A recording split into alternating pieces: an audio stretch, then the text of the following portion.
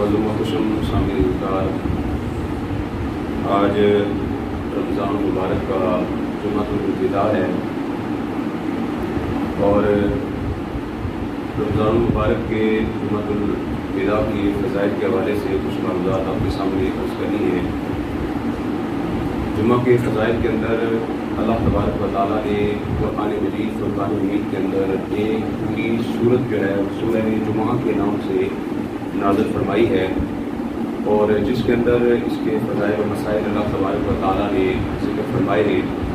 फरमाया या अय्युहल्लज़ीना आमनू इज़ा नूदिया लिस्सलाति मिन यौमिल जुमुअति फ़स्अऊ इला ज़िक्रिल्लाहि व ज़रुल बैअ। ऐ ईमान वालो, जब अज़ान जुमा हो जाए तो जुमे की अज़ान होने के बाद अल्लाह के ज़िक्र की तरफ दौड़ पड़ो और ख़रीद व फ़रोख्त को तर्क कर दो।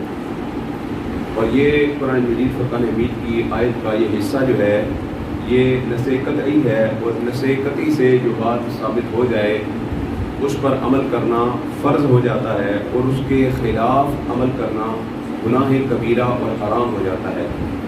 इसलिए उलमाए किराम ने फरमाया कि जब अज़ान जुमा हो जाए तो उसके बाद किसी शख्स का कोई चीज़ ख़रीदना भी जायज़ नहीं है और बेचने वाले का बेचना भी जायज़ नहीं है, क्योंकि हुक्म हो गया कि ख़रीदो फ़रोख्त को तर्क कर दो। जब रब कायनात का हुक्म आ गया तो अब हर बंदे पर उस पर अमल करना जो है वह लाजिम हो गया।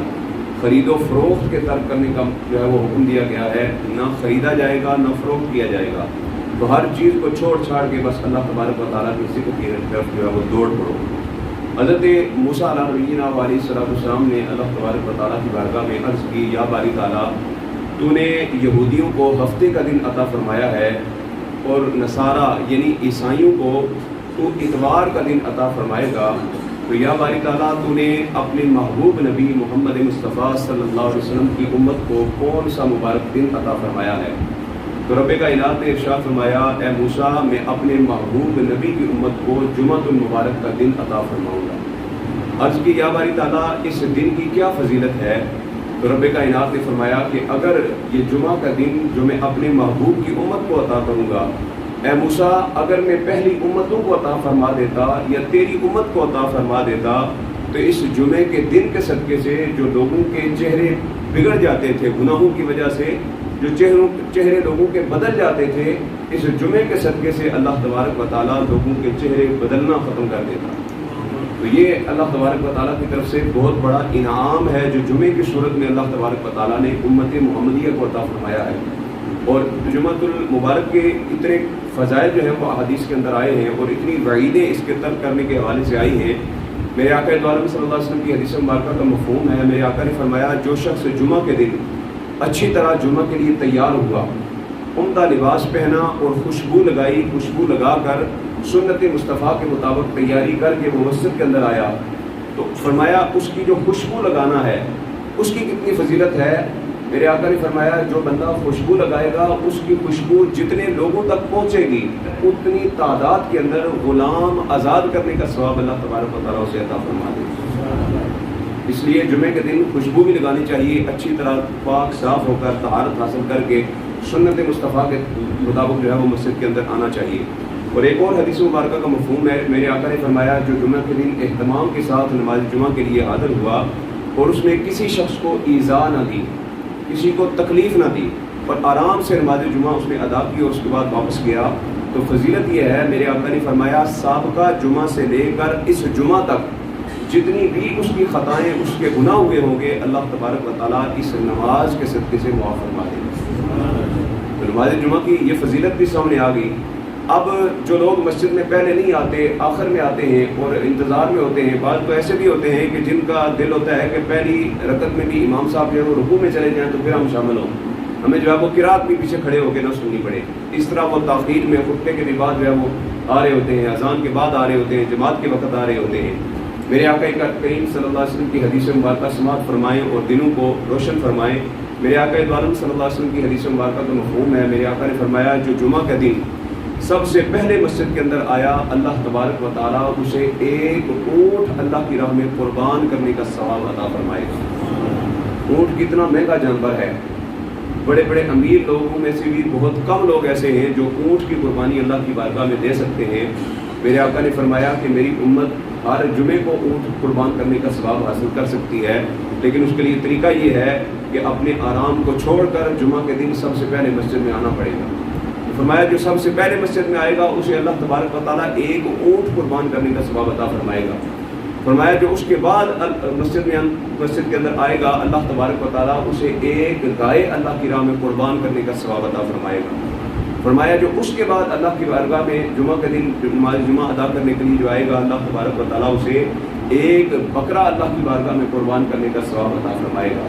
तो फरमाया उसके बाद जो अल्लाह तबारक व तआला की घर में मस्जिद के अंदर जुमा के दिन आएगा अल्लाह तबारक व तआला उसे एक अंडा अल्लाह की बारगाह में खैरात करने का सदका करने का सवाब अता फरमाएगा। तो देखें कोई जो है वो मेहनत करने की ज़रूरत नहीं है, सिर्फ हमने जो है वो अपने मोबाइल को छोड़ना है, हमने अपनी गप्पू को छोड़ना है, हमने अपनी सुस्ती को तर्क करना है और अल्लाह तबारक व तआला के घर के अंदर हाजिर हो जाना है।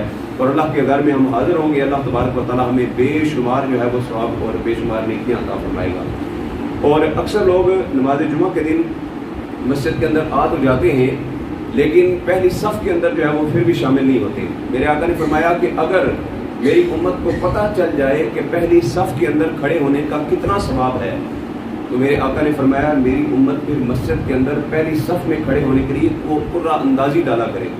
फिर कुर्रा अंदाज़ी हो, पहली सफ़ में खड़े होने के लिए लोग आपस में झगड़ते हों। लेकिन हमारा हाल ये है कि हम मस्जिद के अंदर बाद लोग हम देखते हैं कि पहले आ चुके होते हैं लेकिन फिर भी पहली सफ़ में नहीं बैठते, दूसरी में तीसरी में, पता नहीं क्या वजह है उनको, क्या या फिर वापस जाने की जल्दी के चक्कर में होते हैं या क्या वजह होती है। बहरहाल इस हदीस मुबारक को मद्देनज़र रखते हुए हमें चाहिए कि अगर हम पहले वक्त पर आ गए हैं तो पहले सफ़ को जो है वो कंप्लीट कर दें। इसी तरह बाद में आने वाले सफ़ों के अंदर तरतीब के साथ बैठते जाएं। बाज़ उलमा फरमाते हैं कि अगर पहले आने वालों ने पहली सफ़ों को मुकम्मल नहीं किया और जगह खाली जो है वो छोड़कर वो बैठे रहे तो फिर पीछे से अगर कोई आता है और पहले सफ़ के अंदर शामिल होता है तो फिर ये उन लोगों की तज़लील, ये उनका हक है, ये उन लोगों का हक है कि वो लोग पहले आ गए थे उन्होंने उस जगह को कंप्लीट क्यों नहीं किया। वो उस जगह को कंप्लीट कर देते तो पीछे से आने वाला कभी भी उनकी गर्दन फुलांग कर आगे ना आता। तो इसलिए कोशिश किया करें कि पहले आकर आम नमाजों के अंदर भी हमें चाहिए कि हम पहली सफ़ को जो है वो कंप्लीट करें ताकि इस सवाब के भी मुस्तहिक हो जाएं। और अक्सर लोग जो हैं वो बग़ैर किसी शरई उज़र के, बग़ैर किसी वजह के जुमा की नमाज को भी तर्क कर देते हैं और बहुत हल्का जो है वो जुमा के दिन को समझते हैं। हदीस मुबारक का मफ़हूम है, मेरे आका ने फरमाया जो 3 जुमे छोड़ेगा अल्लाह तबारक व तआला उसके दिल पर मोहर सब कर देगा, उसके दिल पर मोहर लगा देगा। अब कैसे पता चलेगा कि किसी के दिल के ऊपर मोहर लगी हुई है? आपने अक्सर देखा होगा, आप अक्सर लोगों को कहते हैं जी आओ जी नमाज़ पढ़ने के लिए चलते हैं मस्जिद के अंदर, जुमा के दिन कहते हैं या आम नमाज़ों के लिए आप कहते हैं कि जाओ यार थोड़ा ही काम है नमाज़ पढ़, चलो मैं आता हूँ। वो आता नहीं है, बस टाल देता है, मुख्तलिफ किस्म के हीले बहाने, मेरे कपड़े साफ नहीं है, ये नहीं है, वो नहीं है। तो ये सारे हीले बहाने इस बेबाकी के साथ वो जो कह रहा है ये मुराद इससे ये है कि उसका दिल जो है वो मुर्दा हो चुका है, उसके दिल के अंदर उसकी चीज़ की अहमियत नहीं है जिसकी तरफ आप उसे दावत दे रहे हैं। तो मुमकिन है कि उसने नमाज जुमा जो है वो 3 जुमे उसने छोड़े हों तो उसके दिल पर अल्लाह तबारक व तआला ने मुहर लगा दी हो।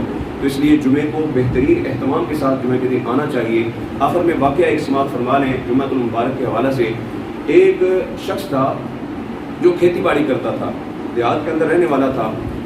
जुमा का दिन था, उसने अपनी खेती को, अपनी ज़मीन को जो है वो पानी लगाना था। उसकी बीवी ने उसे कहा कि जुमा का वक्त होने वाला है तो आप इस तरह करें कि आज जुमा के लिए ना जाएं, पहले आप अपनी ज़मीन को जो है वो खेती को पानी लगाएं, क्योंकि अगर पानी नहीं लगाएंगे तो आपकी बारी है तो कोई और पानी लगा लेगा, तो क्या पता फिर पानी आपको मिले ना मिले। तो आज जुमा ना भी पड़ा तो कोई मसला नहीं। तो उस शख्स ने कहा कि नहीं, मैं पहले नमाज जुमा अदा करूँगा और उसके बाद जो है वो मैं आकर अपनी ज़मीन को पानी में से सैराब करूँगा। जब वो नमाज जुमा के लिए निकलने लगा तो पता चला कि उसका जो ऊँट था वो जो है वो बिदक गया है और भाग गया है। अब ये भी उसके लिए बड़ा इम्तिहान था, एक बहुत कीमती जानवर है ऊँट, कि उसके पीछे वो भागता या नमाज जुमा के लिए जाता। तो उसने कहा कि नहीं, मैं पहले जो है वो नमाज जुमा ही अदा करूँगा और उसके बाद आकर अपना ऊँट भी है जो है वो उसको भी पकड़ कर लाऊँगा और ज़मीन को भी पानी से सैराब करूँगा। अलमुख्तसर ये कि जब नमाज जुमा अदा करने के लिए वो मस्जिद में आया और नमाज जुमा अदा करके वापस घर में पहुँचा तो घर में पहुंचा तो देखा कि घर के अंदर उसका ऊँट जो है वो किले के साथ बंधा हुआ था। उसने बीवी से पूछा कि ये क्या माजरा है, ऊँट तो मैं जब नमाज के लिए निकल रहा था पता चला था कि वो भाग गया है, बिदक गया है, तो ये घर में वापस कैसे आ गया। तो उसकी बीवी ने कहा कि आपके जाने की थोड़ी देर के बाद میں اندر کام کر رہی تھی کہ مجھے کتوں کے بھونکنے کی آواز آئی. تو میں جب دروازے پر باہر آئی تو میں نے دیکھا کہ 3-4 کتے جو ہیں وہ بھونکتے ہوئے ہانکتے ہوئے آپ کے اونٹ کو واپس لا رہے تھے. اور گھر کے قریب لایا تو میں نے پکڑ کر اس کو باندھ دیا. اب اس نے اللہ کا شکر ادا کیا کہ اللہ تبارک و تعالیٰ نے نماز کے صدقے سے اسے بہت بڑے نقصان سے محفوظ فرما دیا. پھر وہ زمین کو سیراب کرنے کے لیے پانی دینے کے لیے گھر سے نکلا. زمین کے قریب پہنچا تو دیکھا اس کی ساری زمین جو ہے وہ پہلے ہی پانی سے سیراب ہو چکی تھی. وہ حیران ہوا کہ یہ کیسے ممکن ہوا. تو اس نے اپنے پڑوسی سے پوچھا کہ بتا میری زمین کیسے سیراب ہو گئی. اس نے کہا کہ آپ نہیں آئے تھے تو میں نے سوچا کہ میں اپنی زمین کو پانی سے سیراب کر لیتا ہوں. میں نے پانی جو ہے وہ اپنی زمین کی طرف موڑ دیا تھا, لیکن مجھے پتہ نہیں چلا جو میری اور آپ کی زمین کے درمیان جو رکاوٹ تھی وہ خود بخود ٹوٹ گئی اور سارے کا سارا پانی جو ہے وہ آپ کی زمین کی طرف چلا گیا اور مجھے پتہ ہی نہیں چلا وہ پانی جو ہے وہ آپ کی ہی زمین کو لگ گیا, کیونکہ آپ کی باری تھی تو قدرتی طور پر اسے خوشی کو لگ گیا. تو اب دیکھیں اللہ تبارک و تعالیٰ غائبانہ طور پر اہتمام فرما دیتا ہے. بعض لوگ سمجھتے ہیں کہ جمعہ کے دن جو ہے وہ نماز جمعہ کے لیے جائیں گے تو ہمارے کاروبار کا نقصان ہو جائے گا, ہمارے معاملات جو ہیں وہ خراب ہو جائیں گے, شاید جو ہے وہ ہمارے 4 پیسے جو ہیں وہ کم ملیں گے. لیکن یاد رکھیں اگر آپ اللہ تبارک و تعالیٰ کی عبادت کے لیے کاروبار کو چھوڑ کر اپنے نفع کو چھوڑ کر اللہ کی بارگاہ میں حاضر ہوں گے تو اللہ تبارک و تعالیٰ نماز میں آنے کے صدقے سے آپ کو اس سے کئی گنا زیادہ نفع عطا فرمائے گا.